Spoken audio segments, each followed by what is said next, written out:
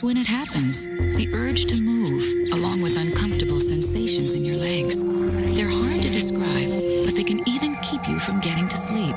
You feel the urgent need to get up and move, just to get some relief. There's a name for it, restless leg syndrome. And if you have it, you're among the nearly 1 in 10 U.S. adults who do. Want to know more? Visit restlesslegs.com or talk to your doctor. Of all the things that industry does, this is probably the one thing that I think could be labeled as evil, that in order to make a profit, you're disease mongering, in other words, making population, medicalizing something that is just really part of everyday life. You often feel distracted, disorganized, restless, unable to finish things.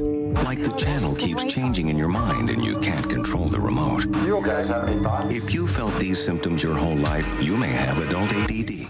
So in other words, a person who is not yet a patient, who is actually feeling quite good, sits down to watch the evening news, and after seeing a few commercials, says to him or herself, you know, I'm not quite as healthy as I thought. I've got to remember that appointment tomorrow. Did I send the car payment? What made me volunteer for that assignment? Introducing Lunesta, a sleep aid that can give you and your restless mind the sleep you need. You have this huge phenomenon then, a huge increase in prescriptions, and there's this debate about what is this problem? You know, has it always been around? Is it a problem of behavior? Is it really a biomedical problem? What's happened now is you've taken a healthy person and medicalized something that was not medical, and this person may very soon end up on prescription medication. At work, I'm tense about stuff at home. At home, I'm tense about stuff at work. If you're one of the millions of people who live with uncontrollable worry, anxiety, and several of these symptoms for 6 months or more, you could be suffering from generalized anxiety disorder and a chemical imbalance. Because patent life can be extended if new indications are approved, companies are constantly searching for new diseases to treat with old drugs. Antidepressants of the Prozac variety, or SSRIs, are a good example of this practice. Originally approved for major depressive disorder, these drugs are now prescribed for a variety of mood and anxiety disorders. Each new indication approved promises increased profits and must therefore be promoted heavily to the public. A striking example is how Paxil was revitalized as a treatment for social anxiety disorder. Its company hired a public relations firm to frame this condition as a major and common medical problem, and the firm launched a multifaceted campaign that moved beyond advertising to get stories about social anxiety disorder placed in print media and on television. This morning, we begin a special two-part series on social anxiety disorder. Many of us have suffered from shyness or fear of social situations at some point in our lives. But for millions of Americans, their anxiety can be debilitating. Paxil's award-winning product director was quoted as saying, "Every marketer's dream is to find an unidentified or unknown market and develop it. That's what we were able to do with social anxiety disorder." What it is. What it feels like. What it is. What it feels like. What it is. We know what social anxiety can feel like, and Paxil can help. When people begin to critique these advertisements and these campaigns, I think it's a little easy to actually forget about the people who do suffer from social anxiety disorder, who suffer from major depression, who suffer from post-traumatic stress disorders. You know, there are people who suffer from these conditions and whose lives are radically transformed by the medications. And I think that it's actually important to remember that. That doesn't mean that at the same time we're not sort of creating a culture of the worried well. People who might have this problem are sort of suddenly concerned that they have this problem. Over 10 million Americans suffer. Do you? If we take shyness, which is probably a part of the personality of most of us, in some situations, you know, it's an appealing part of people. It's part of their personality. And we turn it into a new entity and we call it social anxiety disorder. Now you've increased the size of the market. Now you can go out and you can advertise Paxil for social anxiety disorder, for somebody being shy. The Paxil CR ad reads to me a little bit like medicalizing normal experience. If you are one of the many who suffer from overwhelming anxiety, and intense fear of social situations with unfamiliar people. Now there's Paxil CR. Paxil CR helps relieve the symptoms of social anxiety disorder all day, so the real you can come through.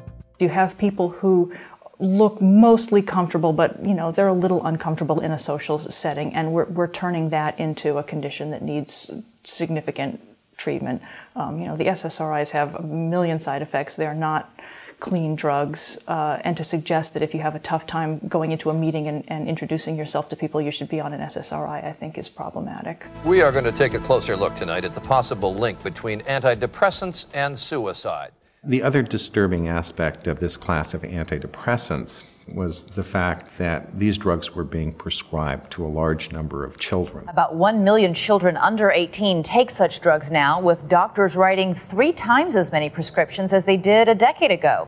And we don't know if the drugs were being used appropriately, if they were being used in children with major depressive disorder, or they were being used on a 12 or a 14-year-old boy that didn't make the football or the basketball team, and he felt sad. So you have this kind of system that has no brain, it has profit as its goal, and it has no mind, and it just builds the market without thinking about, are there other ways we can deal with this?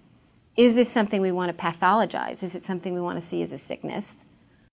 Critics have pointed to Prozac's reintroduction as Sarafem as one of the most disturbing examples of how companies simply promote new conditions in order to repackage old drugs. It's that week before your period.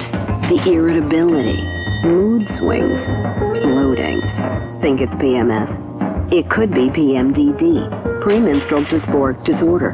Those intense... What Eli Lilly was very successful in doing to expand its market on Prozac was to essentially recolor it. Instead of a green capsule, made it pink, rename it Sarafem, and get approval to market it for premenstrual tension, which it called premenstrual dysphoric disorder. Drug manufacturer Eli Lilly launched a $30 million marketing campaign to inform women about their new drug that promises relief. The problem is Sarafem is not new, and the condition it's being advertised to treat might not even exist. Prozac and Sarafem are exactly the same thing. It's all a matter of image. Sarafem, the first and only prescription medication for PMDD. Once again, the pharmaceutical industry, through its advertising ingenuity, is able to sell us almost anything, even old drugs as new drugs. A lot of women would really be outraged if they knew that they were just taking good old Prozac, same dose, but priced, at my drugstore anyway, over 3 times as much as generic Prozac. Fueling the debate, Sarafem's marketing blitz started just before Eli Lilly lost its exclusive patent to sell Prozac, a drug that generates $2 billion in sales each year. With Sarafem, the company obtained a new patent, and for now they are the only company that can market a treatment for PMDD. This whole process of creating disease awareness is controversial, and I think it's sort of a question that we should decide as a society. And what bothers me about it is that it's being promoted by an industry that has its own motivations, which have nothing to do with our culture or our physical well-being or really our health as a society. I can't help but think that there are millions of Americans who are taking drugs that they probably don't need and may be even harmful. That they're being convinced, and their doctors are being convinced, that they should take lifelong drugs that probably are of no net benefit and may be of net harm. Clearly, in our culture, we tend to look for quick fixes and pills that can, and this has really been the emphasis, whether we're talking about obesity or any other health problems. Certainly the direct-to-consumer advertising feeds on this. We don't look at environmental problems that might be causing asthma or causing these allergies. We don't look at lifestyle issues that might be causing depression or causing, indigestion and so forth, or erectile dysfunction for that matter. Instead, we just sort of talk about it at the level of individual biology. And so that means we're not looking at social causes.